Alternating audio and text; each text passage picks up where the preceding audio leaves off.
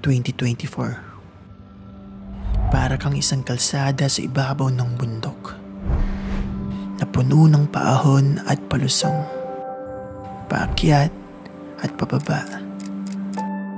Pero alin man sa dalawa, ang tanawin mo'y makapigil hininga.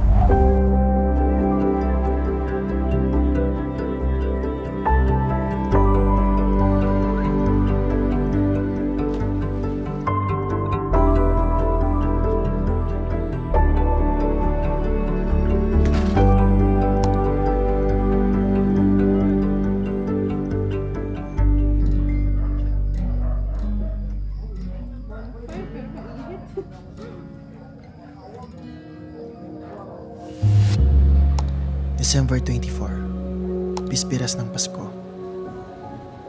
Katulad ng marami na nagsisuwian ngayon sa kani-kanilang mga probinsya, pauwi ako ngayon sa amin upang magdiwang ng Pasko at bagong taon kasama ang aking pamilya. Alas 5 na ng madaling araw nang bumiyahe ako. Mas gusto ko talagang bumiyahe ng mga ganitong oras. Mamaya makikita niyo kung bakit. Sa ngayon, enjoyin muna natin ang biyahe.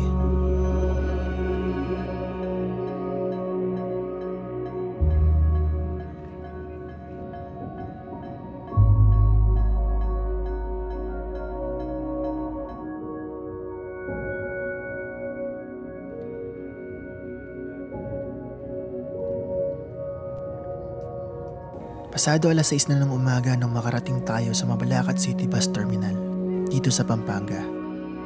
Cutting trip ang ating biyahe. Kaya dito, maghahanap pa tayo na isa pang bus na sasakyan natin pauwi sa amin. Biyaheng pa San Carlos ang ating nasakyan. Ayos lang yan dahil malapit lang kami sa bayan na ito. Maya-maya pa ay umalis na ang bus.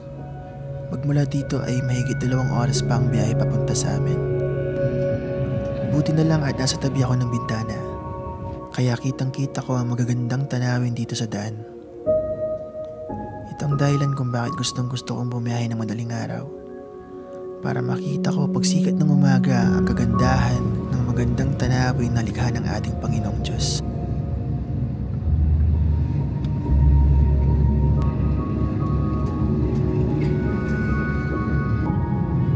Medyo mahaba pa itong ating biyahe, kaya i-enjoy muna natin itong mga tanawin.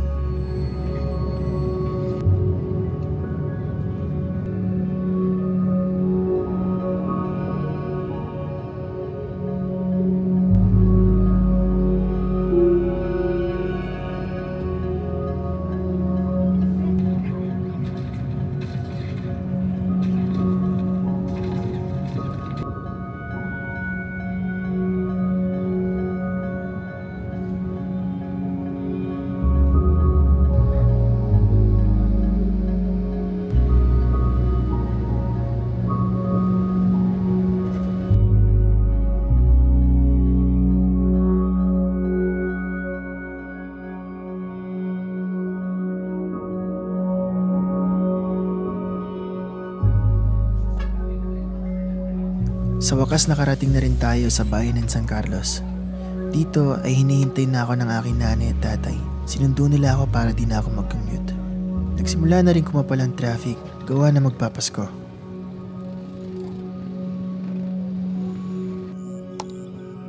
Siguro nagtataka kayo kung ano nangyari nung Pasko. Di na rin kasi kami naghanda bukod sa nagbigay ng regalo.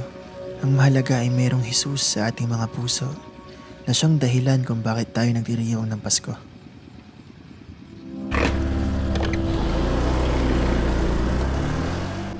Ngayong araw ay pupunta tayo ng Kalasyaw, ikatlong bayan magmula sa amin. Pupunta tayo ngayon sa aming main church dahil mayroong 2 araw na event ang aming simbahan.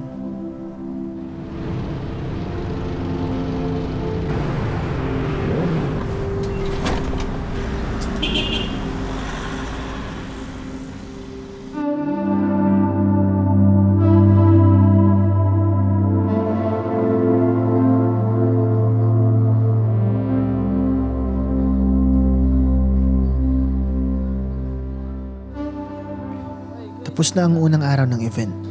Sa aking pagbaba ay nakasalubong ko si Pastora. In-inform niya ako na magkakaroon ako ng spoken poetry presentation sa darating na Thanksgiving ng aming church. Pagkatapos nito ay inaya naman ako ng isa sa mga kapatiran natin upang kumain sa labas. Dito na kami maghahaponan. Pagkatapos namin kumain ay dumaan muna kami sa isang coffee shop para magkape saglit. Nasa Dagupan kami ngayon, pang-apat na bahay magmula sa amin. Kailangan kong magising kasi mahaba-habang biyahe ito.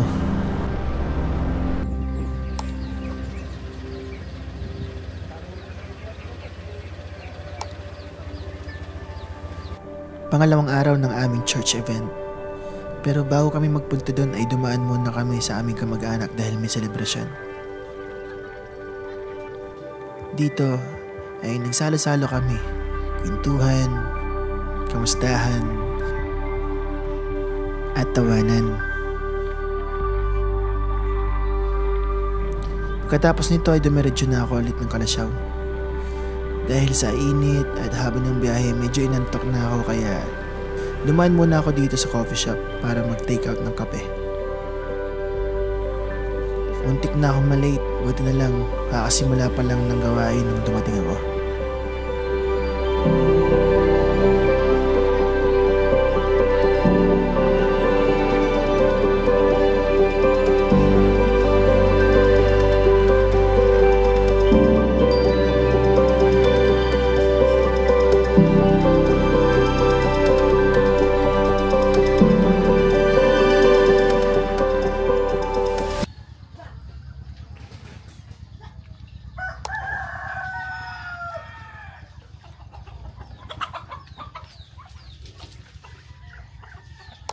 Medyo maaga tayo ngayong araw na ito. Dahil ngayon, aakyat tayo ng bundok. Papunta tayo ngayon sa isang lugar na kung tawagin nila ay Daang Katutubo. Sa itong kalsada sa ibabaw ng bundok. Dinarayo ang lugar na ito dahil sa ganda ng tanawin. At ito ang pupuntahan natin ngayon.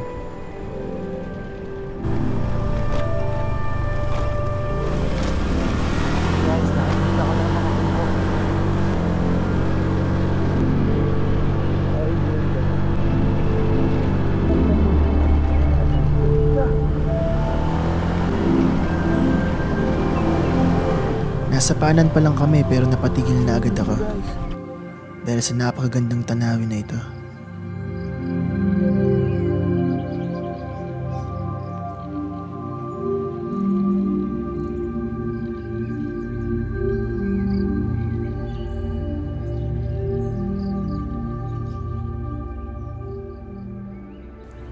Di na rin kami nagtagal sa partang ito at nagpatuloy na kami dahil medyo mahaba pa ang kalsadang ito.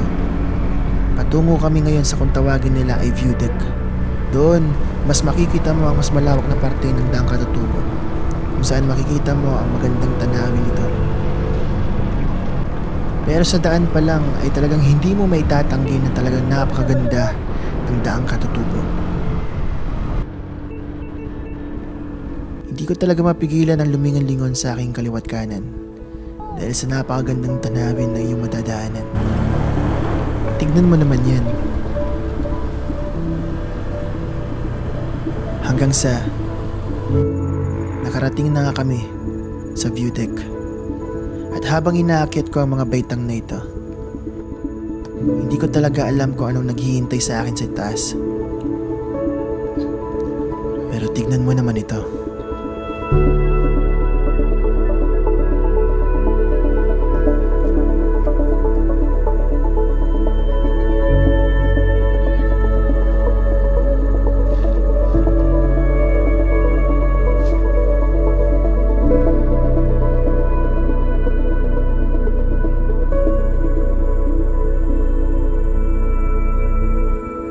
Napakaganda. Punong-puno ng katahimikan at kapayapaan. Wala kang ibang maririnig kundi ang himig ng kalikasan.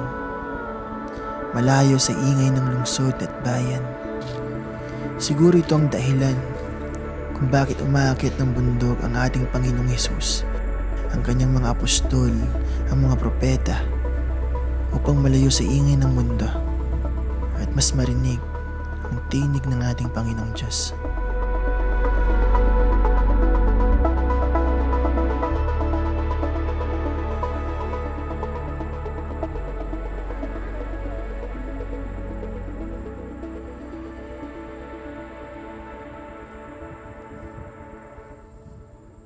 Di nagtagal ay bumaba na rin kami.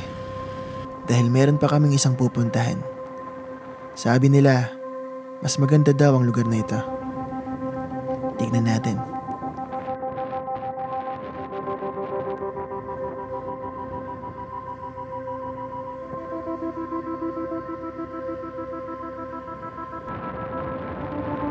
Bago namin puntahan ang lugar na yon, ay dumaan muna kami sa lugar na ito. Dito, mag-aalmusal muna kami at iinom ng kape. Ito ang aming almusal ngayon, pansit na may kasamang lumpia. At syempre di mawawala ang kape.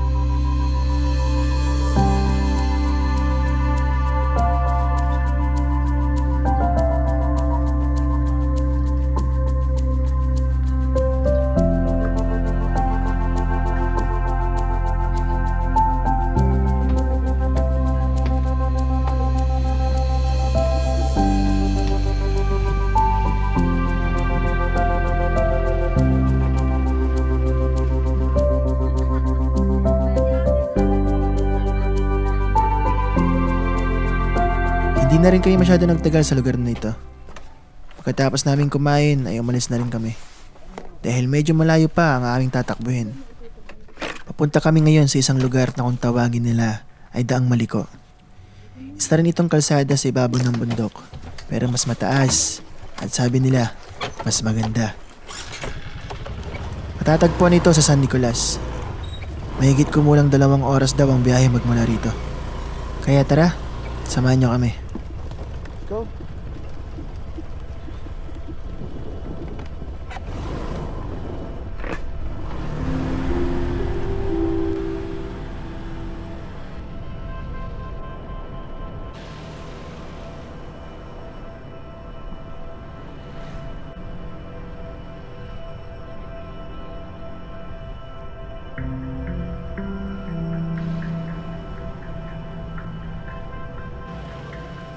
Sa parting ito ay medyo ramdam ko na ang init ng sikat ng araw. Kaya hiniram ko muna ang gloves ng aking tita.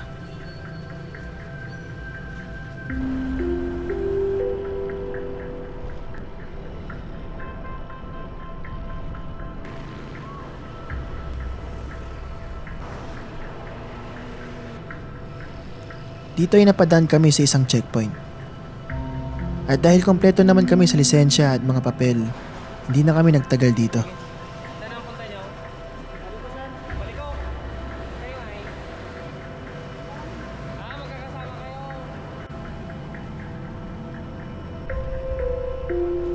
Dito pa lang nagsising in sa akin yung mga salitang 2 oras na biyahe. Dahil dito ramdam ko na talaga ang pagod. At pagdating namin dito sa San Nicolas, napapatanong na lang ako sa sarili ko kung sulit ba talaga ang 2 oras na biyahe na ito. Dahil kung magiging totoo lang ako ay okay na ako sa Daang Katutubo pa lang. Napapaisip na lang ako kung may hihigitan kaya ito ng Daang Maliko. At nakarating na nga kami sa paanan nito.